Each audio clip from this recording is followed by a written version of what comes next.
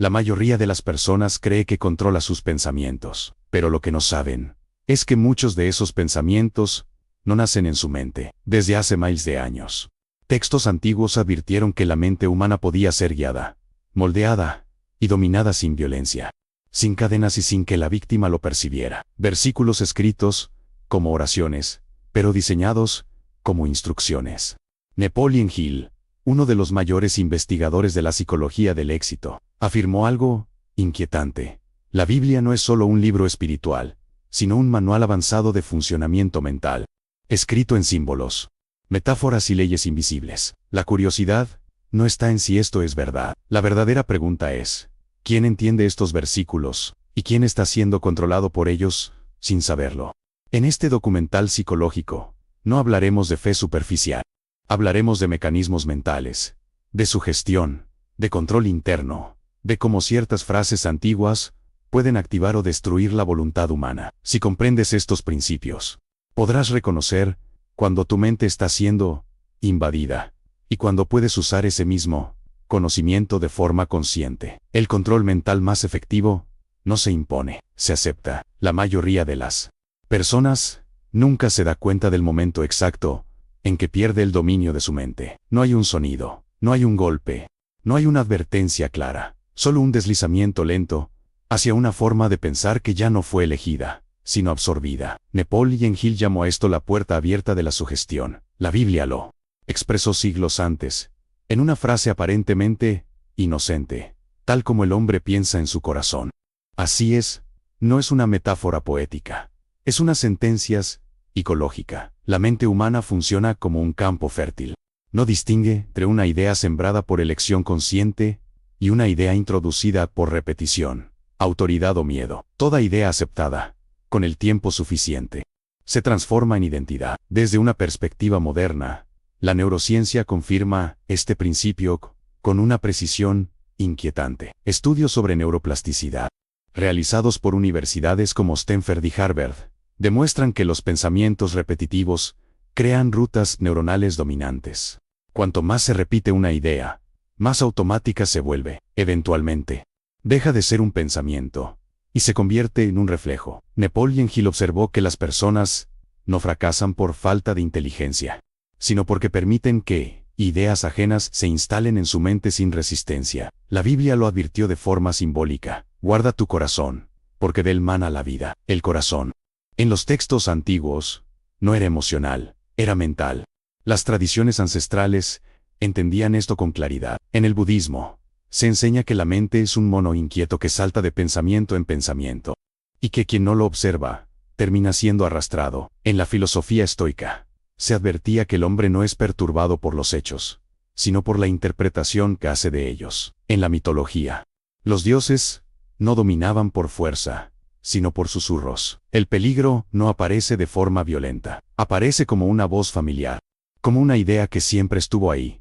Los primeros signos de alerta son casi imperceptibles. Una persona comienza a justificar pensamientos que antes habría cuestionado, a repetir frases que no recuerda haber elegido, a sentir rechazo hacia ideas que desafían su nueva narrativa interna. Es como mirar un espejo ligeramente oscurecido. El reflejo aún está ahí, pero ya no es nítido. A nivel colectivo, este principio se amplifica. Familias enteras pueden compartir creencias limitantes sin saber de dónde surgieron. Grupos sociales crean campos de distorsión de la realidad, donde ciertas ideas no pueden ser cuestionadas sin castigo emocional. Sociedades completas aceptan narrativas que contradicen la experiencia directa, simplemente porque fueron repetidas el tiempo suficiente. Napoleon Hill llamó a este fenómeno la mente grupal. La Biblia lo describió como andar conforme a este mundo. No es una acusación moral, es una advertencia psicológica. El protocolo de protección comienza con una acción incómoda: observar el propio pensamiento, no luchar contra él, no juzgarlo, solo identificar qué ideas generan miedo, culpa o resignación automática. La conciencia funciona como un escudo. Lo que es visto claramente pierde poder. El segundo paso es establecer un límite inmediato. No toda idea merece ser aceptada. No toda emoción debe ser obedecida.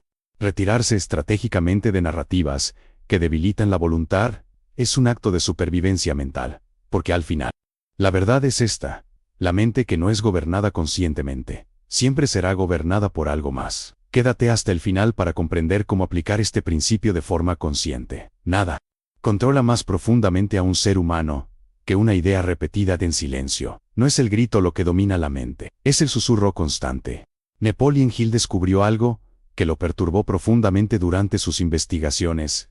La mayoría de las personas cree que sus pensamientos son libres, cuando en realidad son ecos. Ecos de frases escuchadas en la infancia, ecos de autoridades jamás cuestionadas, ecos de palabras repetidas tantas veces que dejaron de parecer externas. La Biblia contiene uno de los versículos más peligrosos y malinterpretados jamás escritos. La fe viene por el oír, y el oír por la palabra. No es solo una afirmación espiritual, es una fórmula mental. La mente humana aprende por repetición auditiva y simbólica. La psicología cognitiva moderna lo confirma. Estudios sobre priming psicológico demuestran que una palabra escuchada repetidamente altera decisiones, percepciones y comportamientos sin pasar por el filtro consciente. El cerebro no analiza primero, asimila primero. Napoleon Hill entendió que la palabra hablada no es neutra. Cada frase cargada de emoción actúa como una orden directa al subconsciente. Por eso, insistía en la autosugestión controlada, no como motivación superficial, sino como defensa, porque quien no programa su mente termina siendo programado. Las culturas antiguas sabían esto. En Egipto, las palabras eran consideradas actos mágicos. En la tradición hebrea, el universo fue creado por el verbo, no por la fuerza. En el budismo tibetano, los mantras no son rezos, son códigos vibratorios diseñados para reestructurar la mente. El peligro comienza cuando la repetición no es elegida, cuando las palabras entran sin permiso. Las señales aparecen como escenas de suspenso lento. Una persona empieza a repetir frases como "esto siempre fue así", "no tengo opción", "el mundo es peligroso". No recuerda cuando aprendió esas ideas. Solo siente que son verdad. Su sonrisa se vuelve rígida, su mirada pierde profundidad. Es el sorriso venenoso de quien ya no cuestiona. A nivel colectivo, la repetición crea realidades completas. Narrativas sociales se transforman en dogmas invisibles. Cuanto más se repite una idea en medios, instituciones y conversaciones cotidianas, más se vuelve incuestionable. Se forma un campo de distorsión de la realidad, donde dudar es visto como amenaza. Napoleon Hill observó que las masas no son controladas por violencia, sino por ritmo mental. La Biblia lo expresó con crudeza: mi pueblo perece por falta de conocimiento, no por falta de fuerza, por falta de conciencia. El protocolo de protección exige silencio estratégico, reducirla, exposición a palabras que inducen miedo, resignación, codependencia. Elegir conscientemente qué frases se repiten internamente. La conciencia, aquí, actúa como un filtro, y el lenguaje, como un arma de doble filo. El último paso es reemplazar. El subconsciente no tolera el vacío. Donde una palabra es retirada, otra debe ser colocada. Napoleon Hill enseñaba a escribir y repetir afirmaciones, no como optimismo ingenuo, sino como reprogramación deliberada, porque la palabra que aceptas hoy será el pensamiento que gobierne tu vida mañana. Y lo más inquietante de todo es esto: muchas de las palabras que viven en tu mente nunca fueron tuyas. Hay un momento en que la mente individual se diluye, no desaparece de golpe, se disuelve lentamente, dentro de algo mayor. Napoleon Hill consideraba este punto el más peligroso de todos, no porque sea visiblemente oscuro, sino porque suele presentarse como normalidad, como pertenencia, como seguridad emocional. Es el instante en que el pensamiento deja de nacer en el interior y comienza a repetirse en sincronía con otros. La Biblia lo advirtió con una frase que muchos leen sin comprender su peso psicológico: donde no hay visión, el pueblo se extravía. La palabra visión no se refiere a futuro espiritual, se refiere a dirección mental consciente. La psicología social moderna confirma este fenómeno con términos clínicos. Investigaciones sobre pensamiento de grupo, realizadas en universidades como Yale y Princeton, demuestran que individuos inteligentes, al integrarse a un colectivo emocionalmente cargado, reducen su capacidad crítica de forma drástica, no por debilidad intelectual, sino por necesidad de pertenencia. Napoleon Hill llamó a esto la mente maestra negativa, un campo mental compartido que no eleva, sino que absorbe. Las tradiciones antiguas describían este fenómeno como posesión, no en el sentido fantástico, sino psicológico. En la mitología, Las multitudes eran dominadas por dioses invisibles. En el cristianismo primitivo, se hablaba de espíritus que se movían entre las masas. En el budismo, se advertía sobre la ilusión colectiva, que atrapa a lo despierto. El peligro no llega con violencia, llega con consenso. Las señales son sutiles, pero inquietantes. La persona comienza a sentir incomodidad al pensar diferente. Aparece una tensión interna al cuestionar narrativas aceptadas. El silencio se vuelve más seguro que la duda. Es como caminar en un pasillo estrecho, donde cada pared está hecha de miradas ajenas. A nivel familiar, la mente colectiva se manifiesta como creencias heredadas que nadie recuerda haber elegido. A nivel social, como ideas que no pueden ser cuestionadas, sin castigo simbólico. A nivel histórico, como movimientos enteros que arrastran millones hacia decisiones que, individualmente, jamás habrían tomado. Napoleon Hill observó que los grandes colapsos humanos no comienzan con líderes malvados, sino con masas desconectadas de su pensamiento interno. La Biblia lo expresó con una advertencia severa. No os conforméis a este mundo. No es moral, es neurológico. El protocolo de protección aquí exige algo más difícil que el silencio: retirada estratégica mental. No abandonar el mundo, sino observarlo desde fuera. Crear espacios internos donde el pensamiento no sea contaminado por el ruido colectivo. La conciencia actúa como frontera. Lo que no cruza esa frontera no gobierna. El segundo paso es recuperar la visión individual. Escribir, reflexionar, aislar la mente del bombardeo constante de opiniones. Napoleon Hill insistía en que toda persona debía tener un propósito definido, no como ambición externa, sino como eje interno de pensamiento. Porque quien no define su visión, termina viviendo dentro de la visión de otros. Y aquí aparece una verdad incómoda. La mente colectiva no siempre se siente opresiva, a veces se siente cálida, protectora, familiar. Por eso es tan peligrosa. Este canal existe para quienes buscan entrenar la mente con ideas prácticas y profundas. Porque salir del pensamiento colectivo no es un acto de rebeldía, es un acto de supervivencia consciente. El miedo no grita, el miedo susurra. Napoleon Hill afirmaba que, entre todas las emociones humanas, solo una tenía el poder de paralizar la voluntad sin necesidad de fuerza externa. No era el odio, no era la ira, era el miedo sostenido en el tiempo. El miedo no como reacción inmediata, sino como estado mental permanente. La Biblia contiene uno de los versículos más malinterpretados, al mismo tiempo, más potentes jamás escritos. El principio de la sabiduría es el temor. Leído superficialmente, parece una invitación a la sumisión. Comprendido psicológicamente, es una advertencia. El miedo enfoca la mente, traduce el campo de percepción, obliga al cerebro a abandonar el pensamiento complejo y refugiarse en respuestas automáticas. La neurociencia moderna lo confirma. Investigaciones sobre la amígdala cerebral, realizadas en centros como el MIT y la Universidad de California, muestran que el miedo prolongado inhibe la corteza prefrontal, la región responsable del juicio crítico y la reflexión profunda. Cuando el miedo gobierna, la mente obedece. Napoleon Hill observó que las personas dominadas por el miedo no necesitan ser controladas desde fuera. Se controlan solas, anticipan castigos que nunca llegan, evitan preguntas que nadie prohibió explícitamente, ajustan su comportamiento para no destacar. El miedo crea jaulas invisibles. Las tradiciones ancestrales entendían este mecanismo con claridad.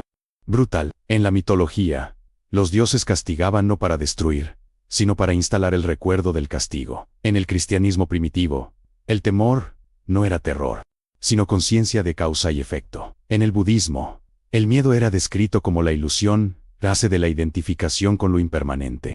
El peligro comienza cuando el miedo deja de ser puntual y se vuelve ambiental. Las señales aparecen como escenas silenciosas de suspenso. Una persona deja de expresar ideas profundas para evitar conflicto, comienza a censurar sus pensamientos antes incluso de formularlos. Su cuerpo se tensa sin razón aparente. Su respiración se vuelve superficial. Es el silencio mortal de la mente en retirada.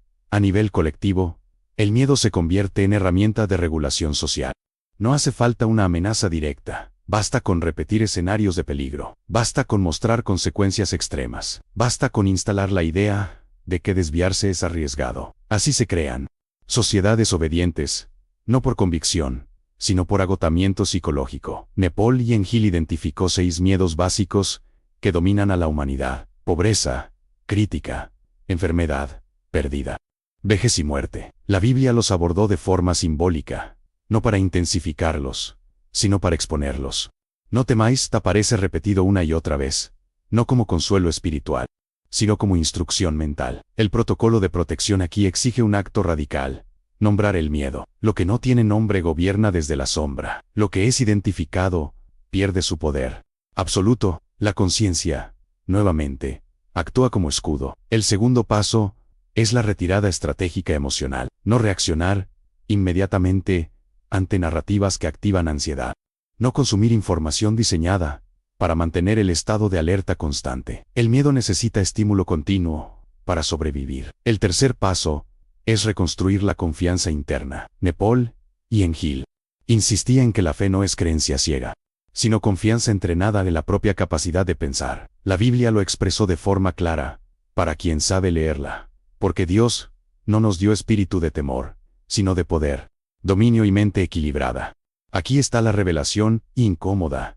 El miedo no siempre es impuesto, a veces es heredado. Se transmite como una tradición silenciosa, como una advertencia nunca cuestionada, como una historia repetida tantas veces que se convierte en realidad emocional. Familias enteras pueden vivir bajo miedos que ya no tienen causa. Sociedades completas pueden obedecer peligros que ya no existen. Y cuando el miedo se normaliza, la conciencia se reduce. Napoleon Hill advirtió que el último paso del control mental ocurre cuando el individuo confunde prudencia con parálisis, cuando cree que evitar el riesgo es sabiduría, cuando renuncia a su pensamiento profundo para sentirse seguro. Pero la seguridad absoluta es la antesala de la esclavitud mental. El mayor peligro no es vivir en la oscuridad. El mayor peligro es creer que la oscuridad es normal. Napoleon Hill afirmaba que solo una pequeña fracción de la humanidad llega al punto final del dominio mental, el instante en que la conciencia despierta y comprende que gran parte de su vida fue vivida en piloto automático. No es un despertar luminoso, no es cómodo, es un choque interno. La Biblia encierra este principio en uno de sus versículos más inquietantes y menos comprendidos. Conoceréis la verdad, y la verdad os hará libres. No es una promesa suave, es una advertencia brutal. La verdad no libera de inmediato, primero destruye, derrumba identidades falsas, expone creencias herdadas, rompe alianzas internas como miedo, como repetición, como mente colectiva. La neurociencia moderna confirma es proceso. Estudios sobre disonancia cognitiva, conducidos en universidades como Columbia y Oxford, demuestran que cuando una creencia central es acentuada cuestionada, o cerebro reage como si estuviese amenaza física. Despertar doy.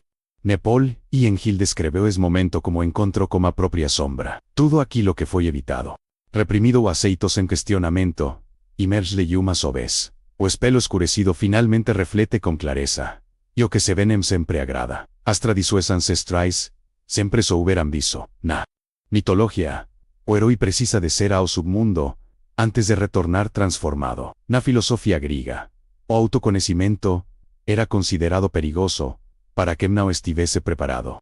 No budismo, o despertar no é acentuada alegría inmediata, mas a percepção direta do sofrimento criado pela ignorancia. O perigo aquí é acentuada duplo. Alguns despertam y entran en pánico, outros despertam y tentan retornar ao conforto da inconsciencia. Por isso, poucos atravessam es limiar até o fim. Os sinais dessa fase são intensos. A pessoa começa a perceber incoherencias en narrativas antes aceitas. Sente un vacío extraño onde antes había certezas. Relações baseadas en medo ou dependencia começam a ruir. O silencio interno se torna ensurdecedor. É acentuado o abismo da alma, onde não há distrações suficientes para fugir. A nível coletivo, es despertar é acentuada raro y frecuentemente combatido. Sociedades não recompensan conciencias libres. Grupos não celebran quem saiu padrão. Por isso, o despertar quase sempre é acentuada solitario. Napoleon Hill alertaba que a independencia mental tem un custo. Isolamento temporario. Mas é acentuada nesse isolamento que o verdadeiro protocolo de proteção se completa. O primeiro passo é acentuada a aceitar a responsabilidade total pelo propio pensamento. Não culpar sistemas. Pesó a sus circunstancias. A conciencia desperta entende que tudo começa dentro. A mente dexa de ser vítima y pasa a ser territorio soberano. O segundo paso é acentuada a reconstruir o sistema interno de Crenzas de forma deliberada. Não rejeitar tudo, mas escolher conscientemente. A Biblia describe isso como renovar la mente. Napoleon Hill chamou de pensamento definitivo un núcleo interno que não oscila como ruído externo. O terceiro passo é acentuada integrar a sombra. Não negar o medo, a dúvida ou a fragilidade. Mas observad-lo sem submissão. A consciência não elimina a sombra. Ela ilumina o suficiente para que não governe. E então ser a verdade mais assustadora de todas. O controle mental nunca foi absoluto. Ele só funcionou enquanto foi invisível. Quando a consciência vê, de fato, como foi moldada, algo muda irreversivelmente. Não há como voltar a dormir da mesma forma. O silêncio gana outro peso. As palavras são filtradas. O medo perde a autoridade automática. A mente coletiva deixa de ser lar e passa a ser apenas cenário. Napoleon Hill acreditava que esse era o verdadeiro sucesso. Não riqueza externa, não tetas, mas domínio interno. A Biblia o dice de forma ainda mais contundente. ¿De qué le sirve al hombre ganar el mundo si pierde su alma? Aquí, alma não é acentuada mística, é acentuada consciencia, e quando a consciencia se perde, nenhuma conquista compensa. Por isso, este conhecimento sempre foi tratado como perigoso, não porque seja falso, mas porque desperta, e uma mente desperta não é acentuada facilmente conducida. Nem pela repetição, nem pelo medo, nem pela multidão. Ela camina sozinha, observa en silencio, e escolhe com cuidado. Porque depois de ver, o maior risco não é acentuada a escuridão externa, é acentuada a voltar a fechar os olhos,